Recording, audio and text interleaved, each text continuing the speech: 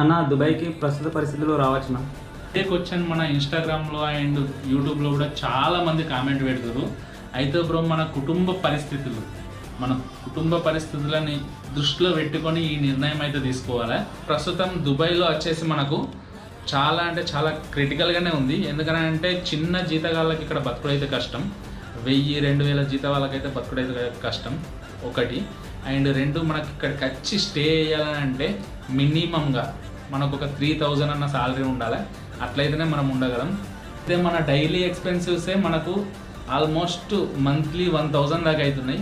అంటే ఆలోచించుకోండి, 800 to 1000 దాకా అవుతున్నాయి మంత్లీ ఎక్స్పెన్సివ్సే. అండ్ ఇంకొకటి, మన ఫాలోవర్స్లో చాలామంది అడుగుతున్నారు అన్న దుబాయ్కి ఎలా రావాలా అని. సో ఏజెంట్లను మాత్రం నమ్మకండి. 100% అప్రూవల్ ఉన్న ఏజెంట్లను మాత్రమే, గవర్నమెంట్ అప్రూవల్ ఉన్న ఏజెంట్లను మాత్రమే నమ్మండి. అయితే ఇన్స్టాగ్రామ్లో కానీ యూట్యూబ్లో కానీ అన్న అని మీరు చూపించే ప్రేమనే నన్ను ముందరికి తీసుకెళ్తుంది. ఈ వీడియోని కూడా మీరు లైక్ చేసి మన ఛానల్ని సబ్స్క్రైబ్ చేసి ఇన్స్టాలో ఫాలో చేయండి ఫ్రెండ్స్.